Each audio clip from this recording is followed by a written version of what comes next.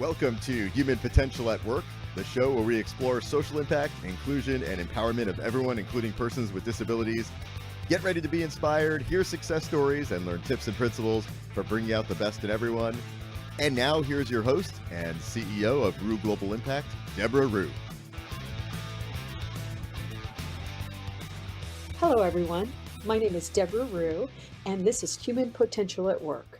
My guest today, I have three guests, and I will tell you that one of my guests is a reoccurring guest. I believe he's been on the program at least 2 times, and I know all 3 of my guests have also been featured on Access Chat. And we're looking forward to a very powerful, very important conversation. So today I'm introducing Andy Imparato, Sewing Banh, and Eric Harris, and they're all from the Disability Rights of California.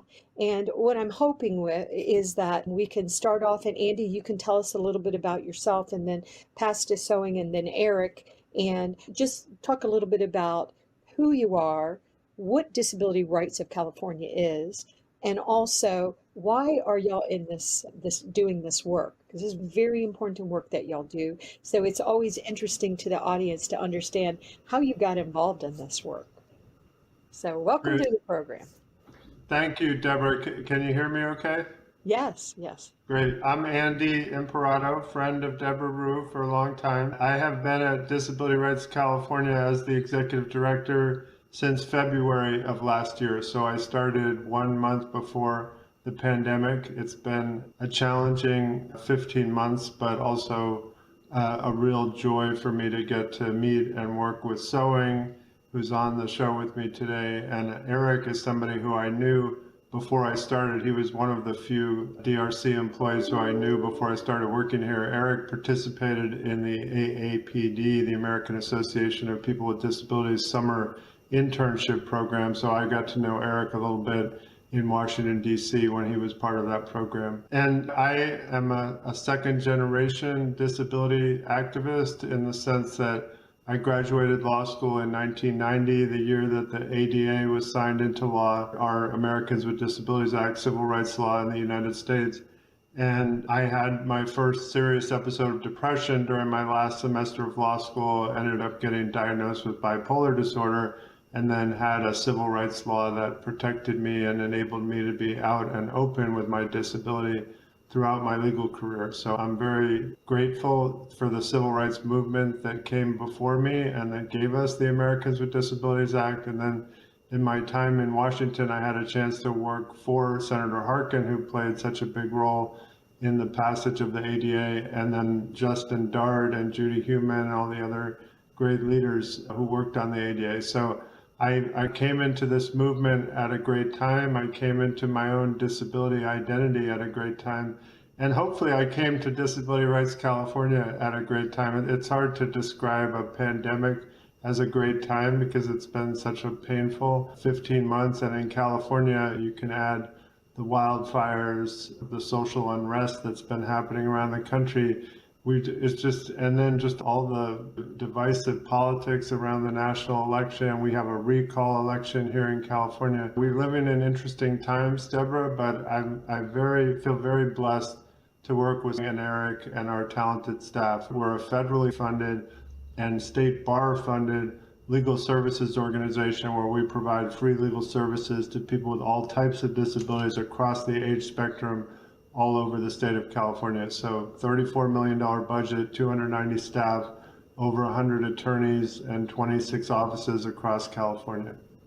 Yes, and the issues that they take on are so powerful. And we're going to talk about that today. Thank you for being back on the show. And I've been following your career for so long. And you mentioned Senator Harkins, and thanks to an introduction from you, he's going to be on the show in the future. You want to go next? Sure. First of all, thank you, Deborah, for this opportunity and for allowing for the expansion of this conversation. So my name is Sewing Banh. It's a Vietnamese written Thovinh, Cantonese pronounced name. And I live at multiple intersections, so that's been a blessing for me to allow me to have different perspectives on things. So I've been with Disability Rights California a little longer than Andy. I've been there for almost 20 years. Wow. And have done different works while there. Some of the matters that I've worked on includes ensuring that people with disabilities from intersectional communities, from different races, African American, Asians, Latino, sometimes within disability communities, there's not an understanding that racial dynamic impacts the disability identity. So as a person with a disability myself, with a visual disability, and as a refugee from Vietnam, and living as an immigrant here in the US, I get all these beautiful experiences that I bring to the table wherever I am. The work that I've done includes advocating for people with intellectual and developmental disabilities. And I also was fortunate to be able to oversee our multicultural affairs advocate unit for a while prior to being merged with our intake unit. I was also a governor committee member for the census for California. And so I, as best I can, make linkages so that we can expand the conversation. So I'm very happy to be with you here today. Yes, and of course the intersectionality of being a woman, because the reality, That's right. even though How can we forget that? even though women are the largest minority, no, we're not. There are more women than men in the world. That's We are the right. majority. We just are treated like a minority. Oh, That sorry. recent address to Congress reminded us as of our role growing too. So that was a beautiful visual. Yeah, and I'm looking forward to talking a bit about the census because I, as an American man, am a little bit mad about what happened with our census. But so, Eric, tell us about your journey. Yes, absolutely. Thank you so much, Deborah. I really appreciate being here. So, my name is Eric Harris. I am the Director of Public Policy at Disability Rights California, and I've been at DRC now for about 2 years, a little over 2 years, and I've loved my time here. I work and oversee the public policy unit at DRC. We do a lot of work in the state legislature here in Sacramento, California, working with members of the state legislature, both in the Assembly and the state Senate. And then we also do some work with the governor and different members, different agencies as well. We've started to do more kind of a deeper dive into the work at the federal level and the local level, working with members of Congress and their staffs. And so we're really doing our part to really expand. We have, of course, currently 53 members of Congress in California and, of course, 2 U.S. senators. And so we're really trying to stay engaged with all of them. I have lived experience with a disability. I was born with congenital hip dislocation, and which gave me nerve damage in my left leg, my right foot, and right ankle. I had a number of surgeries when I was a young child, and then walked throughout my childhood and learned about wheelchair sports when I was in high school. I was always involved in sports as an athlete, playing able-bodied sports, whether it was tennis or golf or basketball, flag football. I wanted to play everything that I could growing up. When I got to the point when I was in high school, I didn't make my school's golf team and was really frustrated about it, but my dad actually found the Bay Area Outreach and Recreation Program, which is an adaptive sports program in Berkeley, California. I, of course, lived and grew up in Sacramento, but Berkeley has a special place in my heart. That's where I was born, and it's always represented a great spirit, a great part of California and Northern California especially. But I started playing adaptive sports, wheelchair basketball. I went on to have a wheelchair basketball scholarship and played at the University of Arizona and played at a really high level for a long time. Was able to compete for national championships in high school, was able to compete at that same level in college and then even post-college. And I also attended the University of Oregon and wasn't able to play University of Oregon Law School. I wasn't able to play as much wheelchair basketball in law school, of course, but it still has a special part in my heart and connected me with the disability community, and not only, of course, people with physical disabilities ranging from amputations to spinal cord injuries, spina bifida, and now thanks to Andy and the internship opportunity that I had at AAPD, I was able to meet other people with other disabilities and really expand my knowledge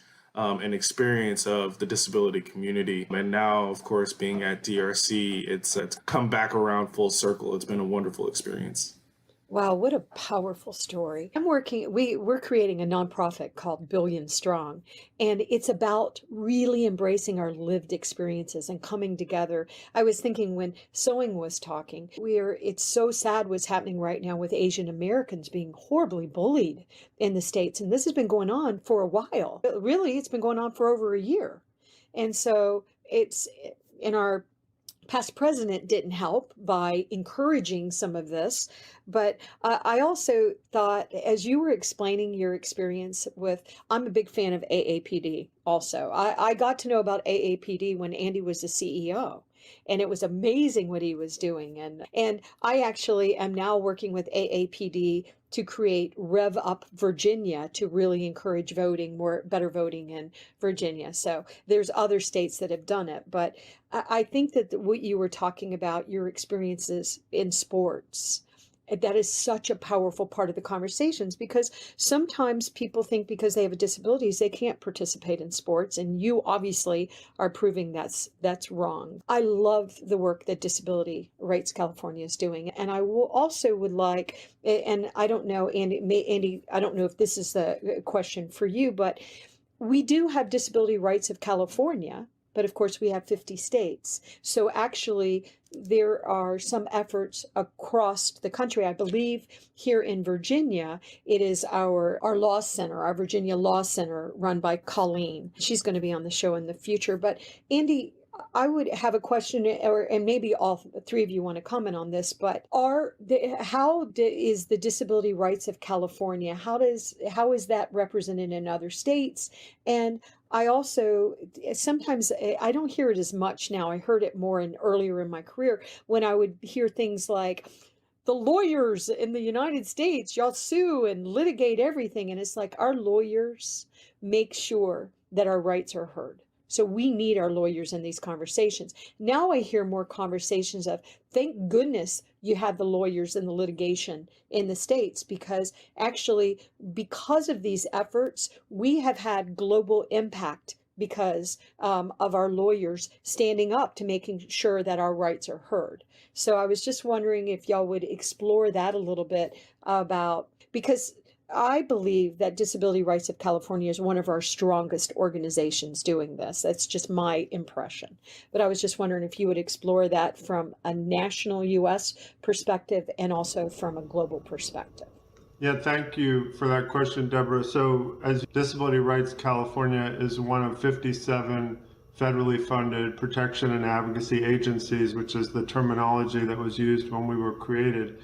The idea was Geraldo Rivera exposed the abuses at Willowbrook that were happening to people with intellectual and developmental disabilities and mental health conditions in state hospitals. And Congress responded in 1978 by creating this national network. So the network has grown over time. We have at least one in every state and territory. We used to be called the California Association of Protection and Advocacy, or basically California Protection and Advocacy, and our national organization was the National Association of Protection and Advocacy Systems. They changed their name to the National Disability Rights Network, and then a bunch of us changed our names to Disability Rights and then the name of the state. So our organization is the largest because the budgets are proportional to the size of your state. We also have big state contracts that not all of the federally funded protection and advocacy agencies have. So we're actually more than twice as large as the next largest P&A, which is Disability Rights Texas. On the issue of the value of lawyers and how we leverage lawyers as a disability rights movement, what I see happening in the disability community and in the protection and advocacy network, including at Disability Rights California, is a growing number of lawyers who also have lived experience with disabilities and who are navigating those two identities. I think historically in our profession, if you were a lawyer, it shouldn't be about you, it should be about your client. So lawyers are encouraged sometimes to not use their lived experience in their advocacy because it takes them out of their role as the professional advocate. The disability movement does not believe in that. In my experience, I've always been encouraged by leaders in the disability movement to leverage my lived experience to see myself not just as a disability rights lawyer, but also as a disability leader in my own. And I think that's something that we've been trying to encourage in our organization and across the many advocacy groups that do advocacy on behalf of people with disabilities. But I think it's a work in progress. I was encouraged to see that Disability Rights Advocates, which is one of our partners who do great litigation around the country, they just hired a non-lawyer with a disability to be their CEO. So Kathy Martinez, who I know, Deborah, is the new CEO of Disability Rights Advocates. And I think that sends a great message. The lawyers wanted to have an authentic disability leader, woman of color, lesbian, as their leader to help them figure out what issues to take on and who to partner with. And I think it's a great sign. I agree. And I know that you've talked about intersectionality, and Sewing has talked about why is intersectionality so important in these conversations. And I love Kathy. She is such a leader. So, Yeah, I can jump into that. So, adding on to what Andy's saying, what Andy did that I think should be emulated by all CEOs, all heads of organization, disability or not, is to be very open about their disability. And when that's demonstrated at the very top, it sends a signal that this is something that's valued. And I think a lot of corporations, a lot of businesses, agencies, organizations, I think should take similar steps to show the organizations that this is something that we value as your personhood and that you can bring all of yourself to work, right? So in line with intersectionality, that's the same thing with all other identities as well, that what identities you bring to the table adds to the conversation. As when I was head of the Multicultural Affairs Advocate, I was very intentional in hiring individuals that were from diverse cultural, ethnic, language communities and individuals with disabilities, because those things were strengths. They allow for interactions, they allow for interrelationship, they allow for trust building in ways that not having those intersectional identities may afford. So I think we're coming at a time with disability justice, and the mind is that these things make us more powerful, make us more effective. They don't make us lesser. So I think intersectionality is a celebration of all of who we are, and it's a beautiful thing. I agree. And disability justice, that we're very interested in that topic as well. It's really critical. So can we talk a little bit about some of the work that y'all do? And I don't know, Eric, if you want to come in here and start with this, but definitely also want to explore what you're doing with the census. And I would like at some point for us to talk about what happened in California when the governor was not prioritizing people with disabilities. And I know that we saw what was happening. And so we got behind disability rights, as did other advocates, to try to be heard. But I just think the work that you're doing is so important, not just to California, but to the entire world. Because what happens in California, often we see it come all the way through the entire rest of the United States, and then we see other countries picking it up. So I cannot emphasize what these leaders are doing are changing the world for us. And that's why I really wanted to highlight the work. Eric, do you want to touch on what we're doing around police reform and around sub-minimum wage? And then maybe Sewing can chime in on census, and then I'm happy to talk about some of the stuff that happened around vaccines and COVID. Does that sound good? Yeah, that sounds great. Deborah, we have done a lot of great work in the space of police reform. California, of course, has a legislature that is very progressive in terms of having a lot of Democrats, and the community at large has been putting a lot of pressure on the members and on the governor to act after the murder of George Floyd and after several other police killings and incidents of police brutality throughout the country. The California legislature had a light shown on it to say, what are you going to do now? And there were several bills over the last year, starting with former Assembly member, now current Secretary of State Shirley Weber, having a bill to really highlight some of these issues and really point out where we have problems in California.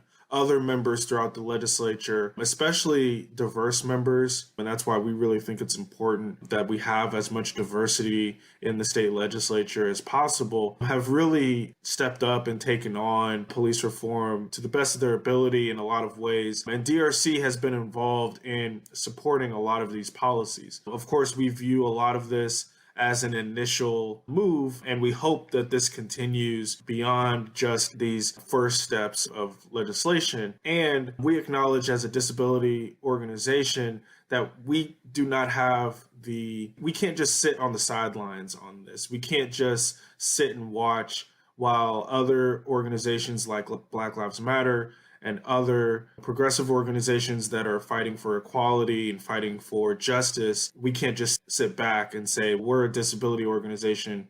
Those issues involving police brutality don't directly impact us, especially when we look at it and we see that a lot of the folks who have been injured and killed in police brutality incidents are people with disabilities, not just people of color, not just young people or whatever. It's people who are people of color and people with disabilities, people who have mental health disabilities and are Latinx or are Black. And we've really taken that on and really tried to work with organizations to make sure that disability is thought about as we navigate police reform. And as far as subminimum wage, that's been an issue that Disability Rights California has been working on for a number of years. For those who might not know, subminimum wage is used through 14C certificates, which is a carve out from the 1930s and the Franklin Roosevelt administration. It was used to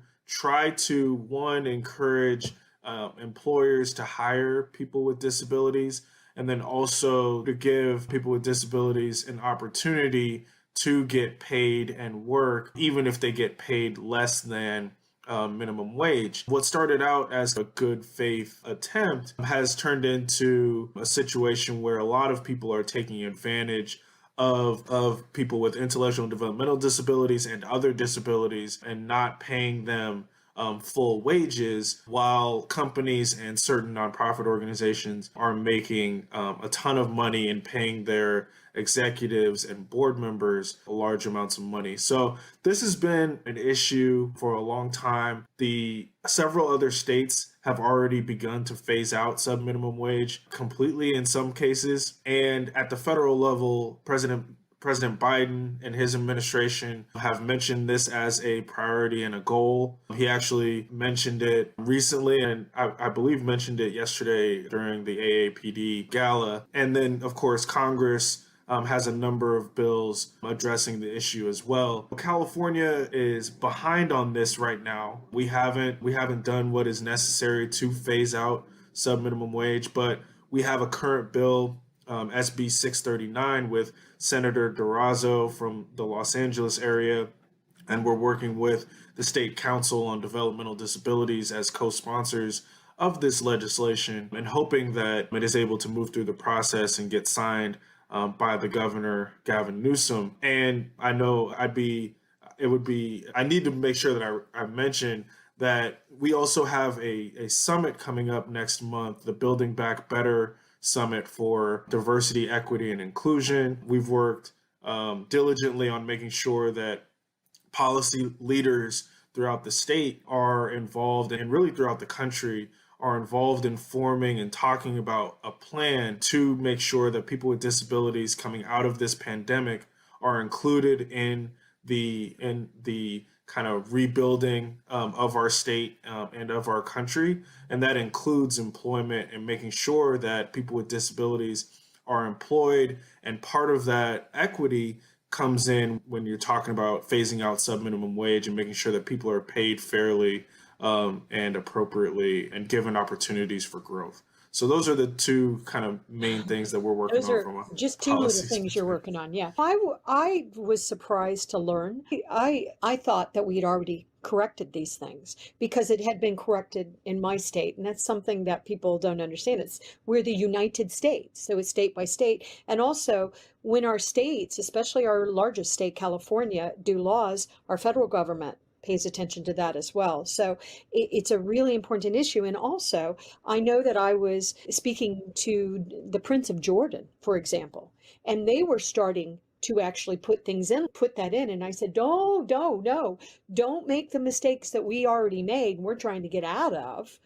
Because so there other countries follow our lead, and sometimes it's not the right direction to go. So I really appreciate it. And I know this is a little nuanced thing, different from what you're saying, but another thing that I hope that we all start taking on even more is we underpay our professionals so bad in the community of people with disabilities. For example, our caregivers are paid less than our fast food restaurant workers. Our job coaches are paid a lot of money, but our job coaches, the professional positions within our community that support our community are so grossly underpaid too. So anyway, I was just thinking of that as you were talking. There's some big issues, but how powerful conversation.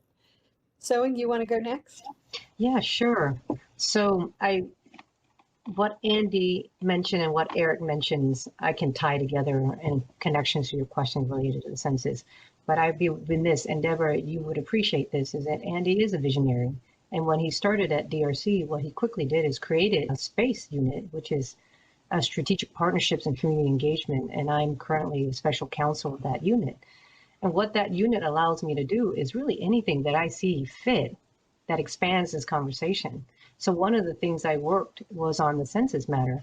So Andy had mentioned earlier about funding, about DRC funding and other funding. That's tied to the census. People don't recognize that the number of folks counted determines how much money the state gets. So when census was happening, disability was not in the room, was not at the table, right? Disability was not engaged at the federal level or at the state level, not in 2000, not in 2010. And we really try to push it for 2020. And the reason why we are so adamant that disability needs to be at the table is that one, it controls the budget, not only for the P&As, right? The Protection and Advocacy, including Disability Rights California, but for some of the things you mentioned, DOR, which provides trainings, job trainings, right? Special education, which provides equitable educational opportunities for students with disabilities. Medicaid, Medi-Cal in California, which allows people to have health care that they rightly should have. So the census determines the funding for all those programs that touch people with disabilities in a very intimate, very life and death sometimes ways. And those connections need to be made, right? In 2030, we need to be at the table, at all tables related to census. And then the other dynamic with census that people are now getting a whiff of, because it's in the media right now, is congressional House seats are determined based on the number of folks counted in the census. And so what was done in one part of that conversation that would likely depress numbers was trying to introduce the questions around immigration status. And that was very unfortunate because then it created fear. And so communities with disabilities from different ethnic and cultural dynamics felt those pressures even more. So there was a lot of the intentions in ensuring that people from very hard to count communities, intersectional disabilities communities including, were counted. And this is me I tend to be a pretty positive person. And so my cup half full analysis is that California might have lost 2 seats. We lost 1 because of our just really hard funding that was provided and just really hard work that we did to ensure that everyone's counted. So census connects to so many different factors that really needs to be ensured that we continue the conversation. Census, I know later on Andy will be talking about this, but who is at the census table actually determines additional representations on other matters, because folks came together from different organizations and CBOs, different levels of government came together on the census. They used that table for other work, including vaccine work, including fire and emergency services work. So if we're not at the table there, we are going to be missed at other tables. So it compounds itself. So I really hope that we've learned from this, that we need to be counted as part of representational government. We need to be counted because funding is connected to it. And we need to be counted because it impacts other factors and other work. For a long time. And I'm very proud to call President Joe Biden my president. I'm just really, and proud of Kamala Harris, who came from California. Also, Andy was appointed as a special advisor to the President of the United States, which I just was so thrilled about. And but you're right. We are marginalizing people. Even worse. It's terrible. And how can we not be at the table? How can we not be given a seat? It makes me hopeful to see President Biden speaking at the AAPD gala. I was delighted by that. But we still are not at the table. It's just shocking, which is why your work is so important. And why one of the things that maybe Andy can also answer is, how can the global community of people with disabilities get behind the work that you're doing? That's something we all have the responsibility to support the work these guys are doing, these guys and gals are doing, because it does impact us. We're going to be impacted a long time by what happened with the census, and it's scandalous and terrible, and I'm going to be quiet. Andy? Yeah, just going back to your question about the California experience with COVID, I would say we had two kind of critical moments in our year of COVID as a state. One was when our Department of Public Health came out with crisis standards of care guidelines that were supposed to be helping hospitals and others across the state make hard decisions about rationing ventilators and other scarce resources during the pandemic. The original draft that they came out with basically said it's okay to not give somebody a ventilator if they're too old or too disabled to benefit from it.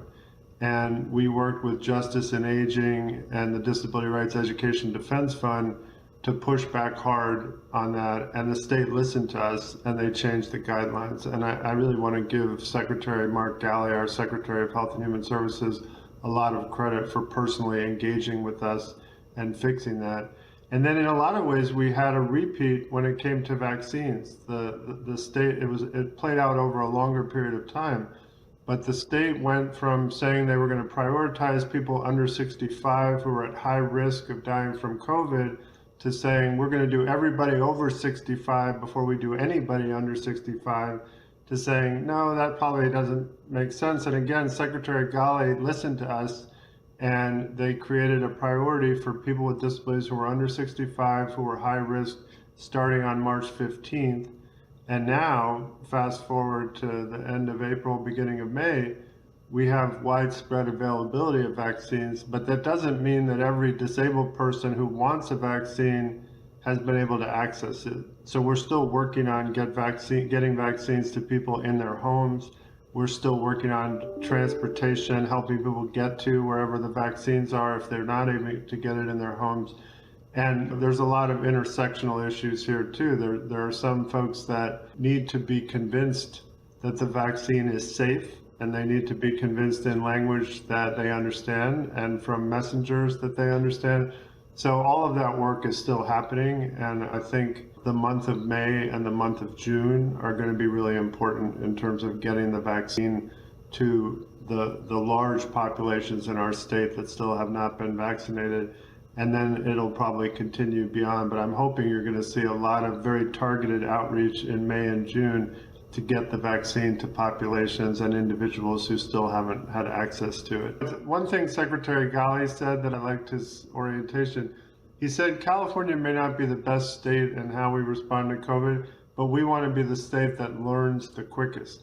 And I think that was a good goal, and I think he demonstrated that at two critical moments where the state really made a mistake and then they fixed it. And I'm grateful that we have state government that can respond to feedback and make changes. We talked about this a little bit, and I think I know the answer, but you don't just support people with disabilities, you also are supporting the elderly populations.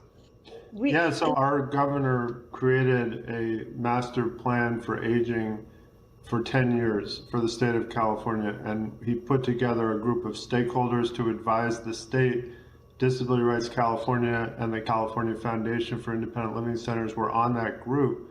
So there was a recognition that if we're going to do a master plan for aging, and we're going to look at housing and transportation and long-term services and supports and healthcare and all the issues, there's disability issues embedded in all of those issues. Right. You can't do a master plan for aging that ignores disability. And you can't really do disability advocacy and ignore aging. These issues are very connected. So again, I'm grateful that our state recognized that. I'm grateful personally for the relationships that I was able to build with the other stakeholders on that advisory committee.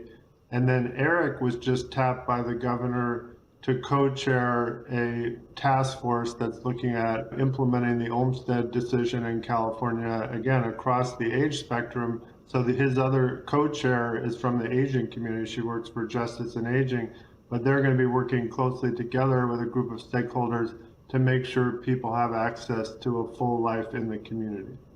Wow, it's just so powerful. And once again, I know people make the mistake of thinking this is California. California makes so many important legal decisions that impact the rest of our country and the world. So, well, Deborah, you asked that international question, and let me come back to that quickly, and then I'm sure Sewing and Eric may want to chime in.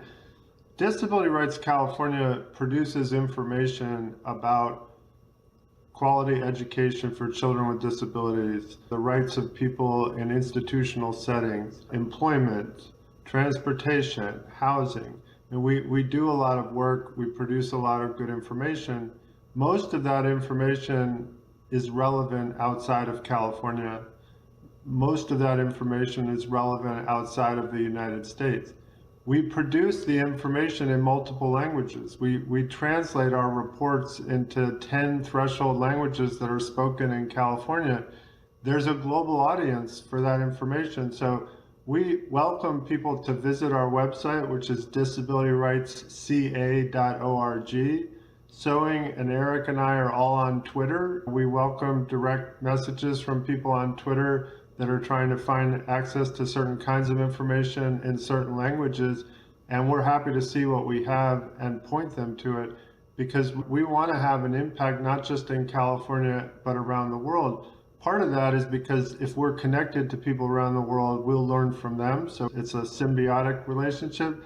But part of it also is people from around the world come to California as immigrants.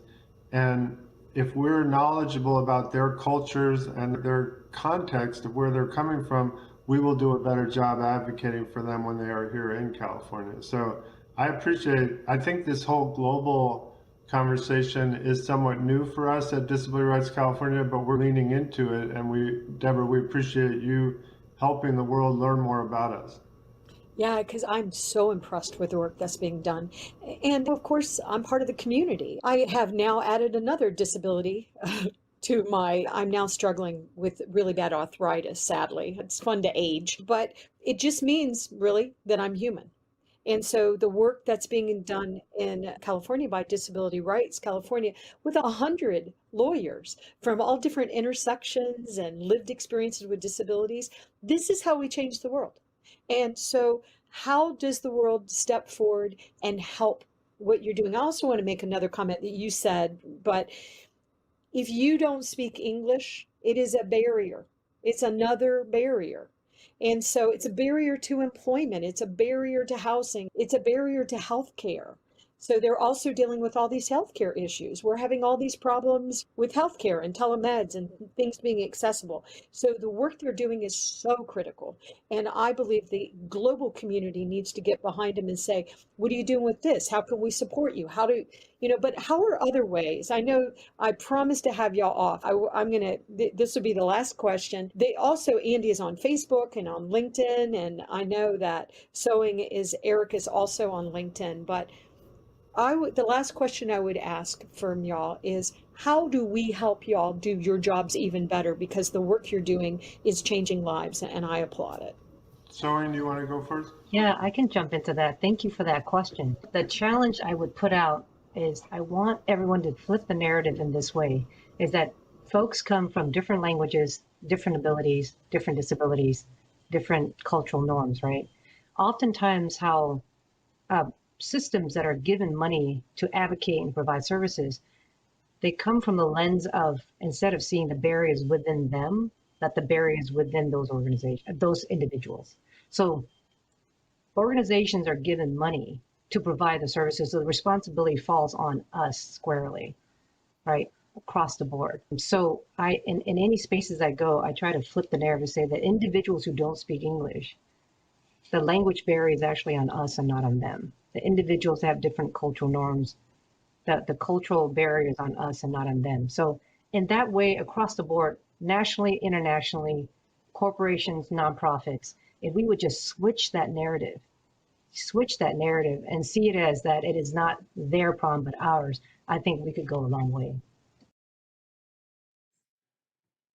And I would say a couple of things. One, to include disability first when you are thinking about any plan, whether it's a business, whether it is an activity, anything that you're doing. If disability can be thought of and accessibility can be thought of early in the process, it really makes a big difference and prevents people with disabilities from being uncomfortable or not feeling welcome. If disability is always thought of initially, then a lot of the issues that come later are going to be taken care of. And the second thing is finding ways to partner with the disability community. Of course, as Andy mentioned, there's a protection and advocacy agency in every state, Disability Rights California, but there are a number of disability organizations throughout the state of California and throughout the country that are doing amazing work. And in some cases, these organizations, of course, are disability specific. You might find a deaf and hard of hearing organization or a blind organization or a mental health organization that you can partner with. And when disability organizations are able to partner with other organizations, other civil rights organizations, or just other groups and other individual leaders, a really big difference can be made at all levels, especially when you're talking about policy and politics and government, that when coalitions are formed, partnerships are created, that's when, real change can occur at all levels. And I think that understanding that we're all on the same team, we're all fighting for equality and justice, whether you are a member of the LGBTQIA plus community, any member of any ethnic minority, any immigrant status, all of us are fighting to accomplish the same goal of equality, access for everyone, and fairness and justice. And so I think those are the best ways I think that other people can help us out. Wow, And that was so powerful. Wow. Deborah, what I would just close with is you have demonstrated throughout your career the power of leveraging technology to connect people across the world.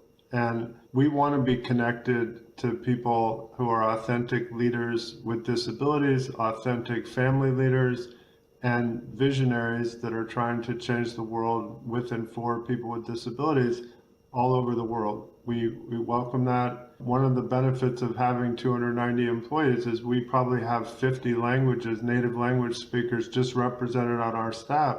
So we are already connected to the rest of the world linguistically and culturally.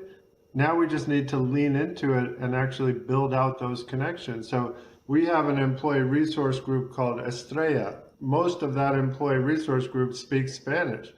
They should be connected to star in Spanish. They should be connected to stars all over the Spanish-speaking world. And so if you can help us make those connections, we welcome it. Yeah, and I know that I'm going to start recommending Andy and Sewing and Eric for speeches because there are so many conversations happening, but we need these leaders in the conversations.